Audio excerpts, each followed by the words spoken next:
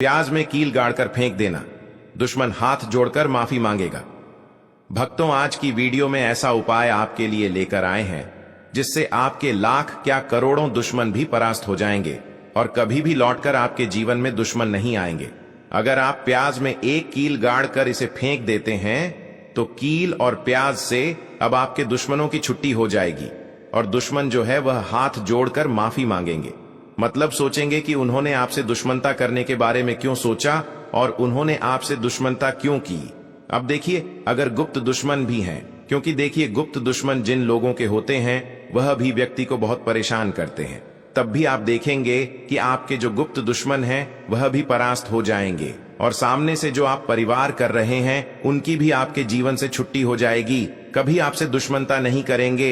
या मान लीजिए आपको पता ही नहीं है कि आपके दुश्मन कितने हैं या कौन आपका दुश्मन है, क्योंकि कभी कभी दुश्मन जो है वह मित्र के रूप में भी आ जाता है। मतलब हमारा मित्र बनकर हमारे जीवन में आता है, जिन्हें पहचानना बहुत मुश्किल है। मान लीजिए आपको आपके दुश्मन का नाम नहीं पता, यह भी नहीं पता कि दुश्मन कितने हैं, यह भी नहीं पता कि दुश्मन ताकतवर है और किस तरह से आपको कितना नुकसान कर रहा है, तब भी आप इस उपाय को करिए। क्योंकि अगर पावरफुल भी दुश्मन है, बहुत ताकतवर है ना, या बहुत कुछ आपके ऊपर करा रखा है या कराने के बारे में सोच रहा है, समझ लीजिए कि उसका सभी कुछ किया कराया इस उपाय को करने से तुरंत दूर होगा।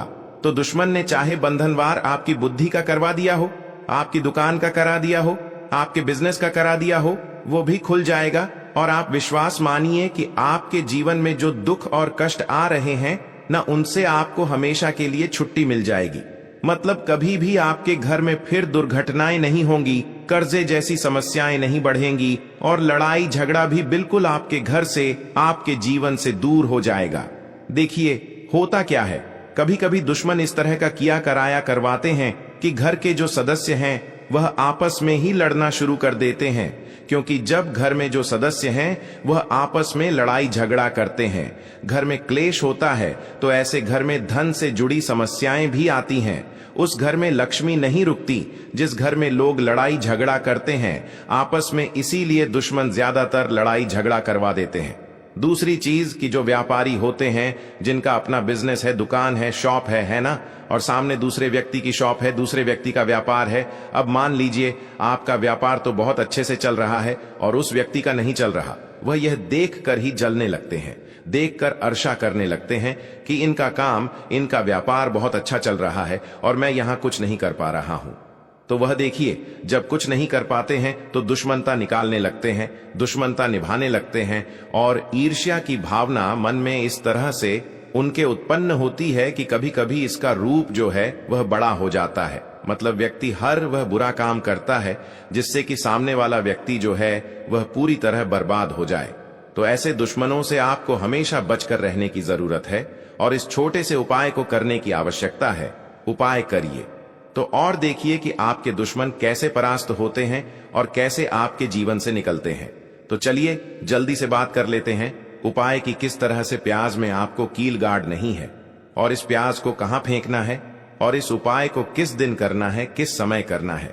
सबसे पहली बात कि इस उपाय को स्त्री हो या पुरुष कोई भी कर सकता है। दूसरी चीज, इस उपाय को आप किसी भी दिन कर सकते हैं। देखिए उपाय की बात करें तो देखिए सबसे पहले आपको क्या करना है, एक साबुत प्याज लेनी है। प्याज जो आप लेंगे, दो तरह की प्याज आती है, एक तो लाल रंग की प्याज होती है, एक हल्का रंग होता है प्याज का, ठीक है ना। लाल से थोड़ा सा हल्का होता है, तो आप कोशिश करें कि जो लाल रंग की प्याज होती है, ठीक है ना, गहरे रंग की, वो वाली प्याज लें, ठीक है ना। प्याज साबुत लेनी है, कटी हुई प्याज यहां पर आपको नहीं लेनी है, बिल्कुल साबुत प्याज। इसी के साथ आपको क्या करना है, एक लोहे की कील भी लेनी है। अच्छा, कील जो आप यहां पर लेंगे वह नई कील आपको बिल्कुल नहीं लेनी है, पुरानी कील लेनी है। तो नई कील ना ले, आपके घर में ही आप ढूंढे कोई पुरानी कील पड़ी हो वह आप ले ले, ठीक है ना। इसी के साथ आपको क्या करना है, काले रंग का मार्कर पेन लेना है, ठीक है ना। मार्कर इसीलिए क्योंकि वह अच्छे से चल जाता है। यहां पर आप स्याही भी ले सकते हैं, स्याही से भी आप लिख सकते हैं। अब देखिए आपको करना क्या है, इन तीनों चीजों को लेकर आपको दक्षिण दिशा में फेस करके बैठ जाना है, अपने घर की दक्षिण दिशा में। तो देखिए, जमीन पर बैठकर आपको इस उपाय को करना है। सबसे पहले प्याज आपने ले ली, अब आपको वह प्याज उठानी है और जो काले रंग का पेन या मार्कर आपने लिया है, उस प्याज के ऊपर आपको उस पेन से, उस कलम से दुश्मन लिखना है। दुश्मन क्यों लिखना है? क्योंकि देखिए, दुश्मन एक भी हो सकता है, दो भी हो सकते हैं, तीन भी हो सकते हैं और ज्यादा भी हो सकते हैं, या गुप्त दुश्मन भी हो सकते हैं जिनके बारे में आपको पता ही नहीं है। अब आप मान लीजिए, नाम अगर उस परे लिखते हैं, इससे आपका एक ही दुश्मन दूर होगा, एक ही दुश्मन परास्त होगा। लेकिन अगर आप प्याज के ऊपर दुश्मन लिख देंगे ना, तो आपके जितने भी दुश्मन हैं सभी परास्त हो जाएंगे और जीवन से वह दुश्मन भी दूर हो जाएंगे जो गुप्त तरीके से आपसे दुश्मनता निभा रहे हैं या आपकी पीठ पीछे बहुत कुछ बुरा कर रहे हैं या करवा रहे हैं। कुछ है ना, बहुत सारी क्रियाएं करवा देते हैं। तो इसीलिए प्याज के ऊपर आपको क्या लिखना है? केवल दुश्मन लिखना है।